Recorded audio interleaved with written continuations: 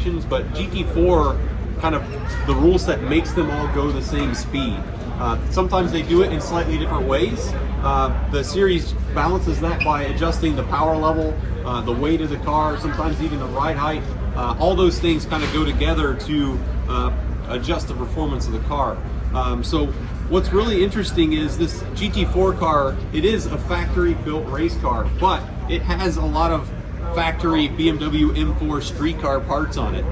Things like the engine. So underneath the hood here, the engine, the transmission, the powertrain, everything under there is completely the same as you would find in a street car for the BMW M4. However, the one difference is this engine in the race car actually makes less power than the street car does. And the reason for that, again, goes back to making sure that this car isn't any faster than the other manufacturers. So roughly this car and all the GT4 cars are somewhere around 400 horsepower, somewhere maybe plus or minus 30 horsepower from there, so that they all accelerate at the same rate down the straightaways. Some of the things that are modified on the GT4 version of the M4 is things like this splitter here. So this is a carbon fiber splitter. It's very, very, very strong, and it grabs a bunch of the air as you're driving through the air and pushes the front down on the ground. That's really great for us drivers because it gives us more grip through the turns. So it's a really nice, confidence-inspiring thing.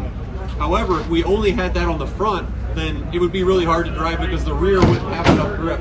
So on the back, if you can see over the roof a little bit, there's a big wing back there.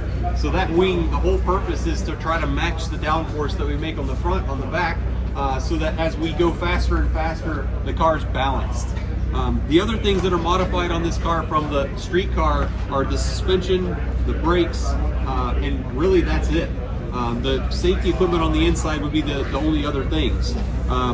The interesting thing is the whole chassis comes off the manufacturing line as they're building the street cars. So it's very, very, a lot of carryover parts. And that's part of the purpose for GT4 is to try to control the cost a little bit. So this car has about 50-50 street car versus racing parts on it. So what are some of the most interesting things about this car when it comes to driving it? Well, for one, it's very hot inside the car. The windows are always fixed. It's sealed off really tight. So all the heat that the engine makes, all the heat, the transmission, the exhaust, all that heat goes into the inside of the car, and it gets very, very hot. Fortunately, in this kind of weather, it'll only be about 100 degrees Fahrenheit inside the car. And believe it or not, that is very comfortable, even with our 5 layers of clothing, because we know what it feels like when it's 130 degrees in the car in the middle of summer. In that type of temperature, we'll be losing about 2 pounds an hour in body weight. So it's a very physical thing to do just simply from the temperatures alone. The braking system is also quite modified, the pedal included. Now, unlike your street car that has kind of an assisted brake pedal, everything is manual in this car. So it takes about 400 pounds of pressure on the pedal to get to the max G that this car will brake. We're only pushing it about 1 inch to do that. So imagine doing a 1-inch deadlift at 400 pounds with one leg every time you have to stop the car. So it's very, very tiresome.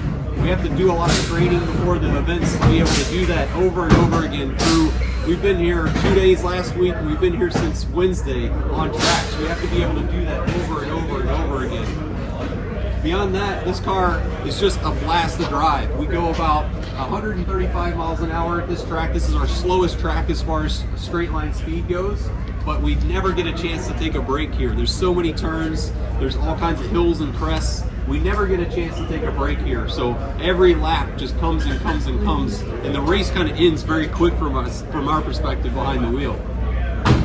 So it's the tires, they're very, very soft compared to what you would find on your street car. Your street car sometimes can go 15, 20,000 miles. These are probably doing less than 400 miles and they're completely worn out. So we'll basically have to change tires for every hour and 15 minutes of run time. So if you imagine that we've been on track since Wednesday, we've used a lot of tires. So that's one of the things that we have to constantly adjust for, because the tire doesn't make the same grip that it does when it's brand new as it does when it has an hour on it. So as we're kind of testing and practicing, we have to account for that tire wear and how the performance of the car has changed because of it. What's your Instagram page? My Instagram page is @KEVIN BOEHM. Steve? We're with Random Vandals.